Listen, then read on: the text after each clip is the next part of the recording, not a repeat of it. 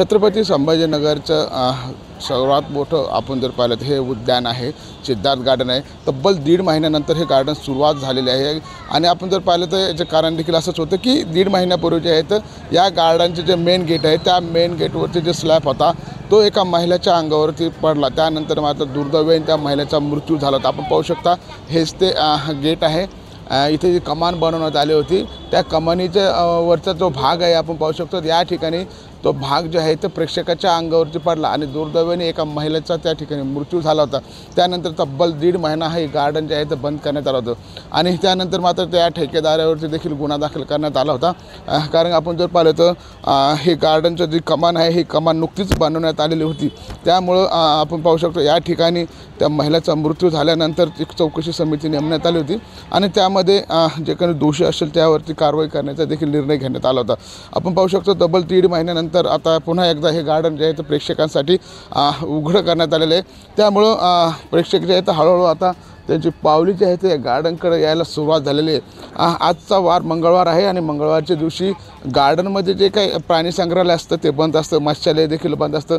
या गार्डनमध्ये प्रेक्षकांना बघण्यासाठी अशा अनेक वस्तू आहेत। त्या ठिकाणी आपण पाहिलं तर जवळपास 10 ते 12 वाघ आहेत, त्या ठिकाणी चित्ते देखील आहेत, प्राणी मोठ्या प्रमाणामध्ये आहेत आणि त्या ठिकाणी मत्स्यालय देखील आहे। त्यामुळं प्रेक्षकांना जे विरंगुळा म्हणून पाहिलं तर हे मराठवाड्यातलं सगळ्यात मोठं गार्डन आहे असं देखील म्हणायला हरकत नाही। कारण की प्राणी संग्रहालय देखील मोठं आहे।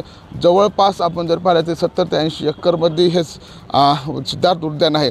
त्यामुळं मराठवाड्यासह आपण जर पाहिलं तर मराठवाड्यासह अनेक जिल्ह्यातून लोक या ठिकाणी विरंगुळा म्हणून ह्या गार्डनमध्ये पाहायला येतात आणि हे अतिशय मध्यभागी असलेलं हे गार्डन आहे। त्यामुळं प्रेक्षक मात्र मोठ्या संख्येने या ठिकाणी येताना आपल्याला पाहायला मिळत आहेत।